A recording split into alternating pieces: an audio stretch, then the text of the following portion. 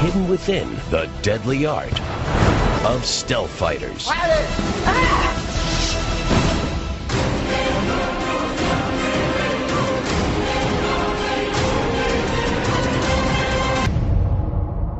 Here in the Fight Science Lab, we'll explore the human limits of stealth fighters. Our scientists will examine disguised attacks and hidden defenses. We'll evaluate the art of infiltration and assess the extraordinary escape skills of modern-day marvels, all in an effort to answer the question, what are the limits of human stealth fighters? The study of stealth begins with the most fundamental secret of combat, the sneak attack. The Brazilian discipline of capoeira specializes in hiding its punches and kicks. They can come from anywhere, at any time. Latif Crowder began practicing capoeira at age 6 and has 25 years experience in the art. It's about speed. It's about balance. It's about constant movement. And that's capoeira. When the Brazilian government forbade Afro-Brazilian slaves from practicing martial arts for fear they'd use them to rebel, the slaves disguised their fight training in this deadly dance of capoeira. The dance moves actually conceal potentially lethal punches, strikes, and kicks. But can a combat style hidden in dance really be as powerful as a more straightforward martial art? Scientists will test how Latif Crowder's capoeira kick stacks up against 3 other martial arts disciplines: karate, Muay Thai, and Taekwondo. Their most powerful kick will be put to the test in the Fight Science Lab. Dr. Cindy Burr is a biomechanical engineer and the Fight Science team leader, and David Sandler of Strength Pro is a leading expert in sports physiology. So we have the 4 different disciplines, and we want to find out exactly how you produce force, and we also want to take a look at your balance. So we want you to do your kicks the hardest you can, the best style, the best force, and we'll be able to measure that force on that bag. This heavyweight bag has been outfitted with an accelerometer. By multiplying the mass and acceleration of the bag and the fighter's leg, the data will allow the scientists to calculate the exact force generated by each strike. The other thing we're going to do is I'm going to put a wireless accelerometer around your ankle, and that'll tell us exactly how fast your leg is moving when you're doing your kicks. Many martial arts styles claim to be the most powerful. These readings will allow science to compare them side by side. So you're going to start out low and then swing up, right? The kick Latif will perform is called martello de negativa. It's a roundhouse kick disguised in a crouching position on the floor.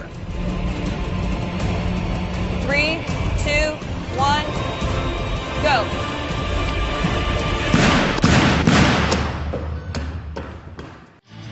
That does look pretty good right there.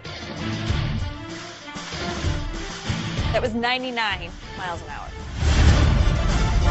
Latif's capoeira kick traveled nearly 100 miles an hour, faster than a major league fastball. The blow delivered a stunning 1,800 pounds of force, enough to cause major internal injuries in a single blow. It's impressive, but could this capoeira kick possibly be more powerful than the less stealthy styles? Or is disguise a compromise? 7th degree black belt Simon Reed demonstrates a traditional Japanese front kick from the form of karate. Go! Karate generated 71 miles an hour and 429 pounds of force. Not even a third of the capoeira kick, but enough to cause bruising and pain. Next up on the test platform is Levi Kurtovich, a mixed martial arts fighter trained in the Asian kickboxing form of Muay Thai. He'll perform a roundhouse kick. Go!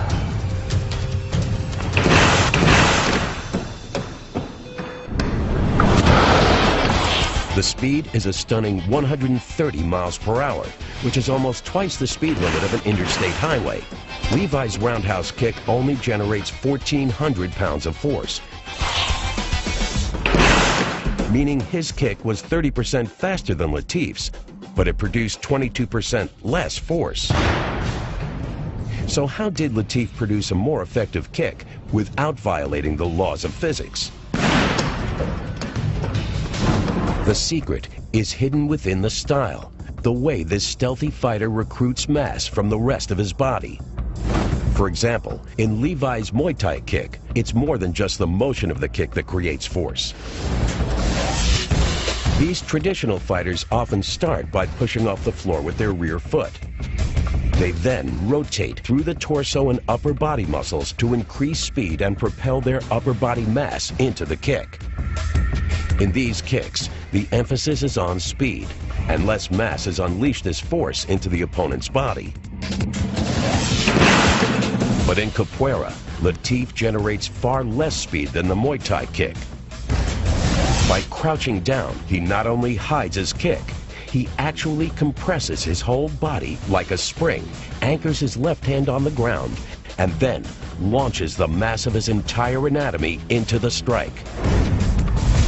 Latif propels nearly a ton of force into the chest of his opponent. That's enough force to break ribs, damage internal organs, or even stop the heart. So far, Latif's capoeira kick is the most powerful. But there's one fighting style that's legendary for its devastating kicks. Bren Foster holds a 5th level black belt in Taekwondo. 3, 2, 1, go!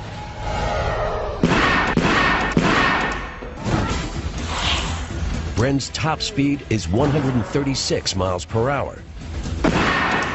That's faster than record speeds on 8 different NASCAR racetracks. So he has the fastest kick, beating Latif's speed by over 35 miles per hour. But will it prove more powerful than capoeira's stealthier style? Bren, you are our winner at about 2,300 pounds of force. So that's a lot of force in one kick. Well, over a ton, literally deadly. But once again, there's a hidden surprise in capoeira. Although Bren's kick was the most powerful, Latif's capoeira strike produced the highest ratio of force to velocity. It was the most effective technique. But why? The answer? Physics. The force of the kick relies on both mass and acceleration. Latif wasn't the fastest, only 99 miles per hour to Taekwondo's 136, but his capoeira delivered the highest ratio of mass to acceleration in a single strike. From there, it's simple mathematics, and the numbers never lie. Latif's capoeira kick literally had the most bang for the buck. But can the test be made even more realistic? In a fight, it's unlikely that you'd have enough time to set up and completely just take out an opponent with a max kick. We kind of gave you a really nice target, right? One that wasn't moving, one that was just kind of standing there. But we want to switch things up a little bit.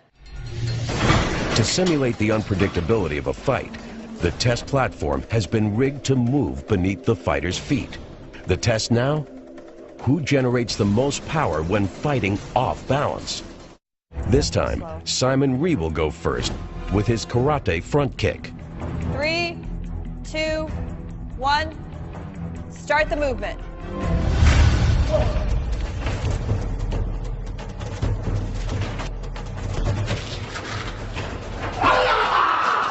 Okay, stop.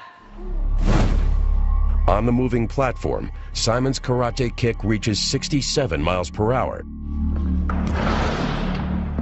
But surprisingly, his force increases by more than 50% to 650 pounds. How'd that feel? It was very difficult, Cindy. Wow. Next up is our Muay Thai fighter, Levi Kurtovich. Start the movement.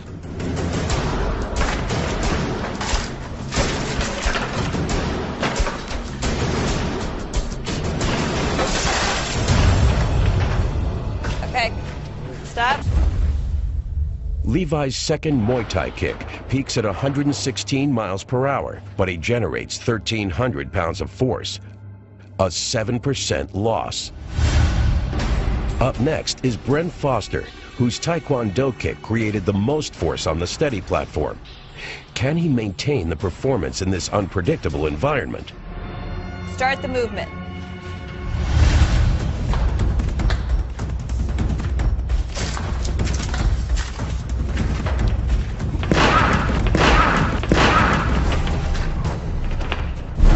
His Taekwondo kick peaks at 97 miles per hour, 39 miles per hour less than before. Pretty challenging? Yeah, it is. It certainly is, yeah. Yeah? Yeah. Of the three traditional fighters, Brent Foster's Taekwondo kick lost the most speed. But did he lose the most force? The first time you had 2,300 pounds of force, and this one, 1,800 pounds of force. The results are mixed. But how will an off-balance attack affect Latif's capoeira kick? A maneuver intentionally hidden in an awkward stance. 3, 2, 1. Start the movement. A deadly strike hidden in a dance. Could this really be the most powerful kick of them all?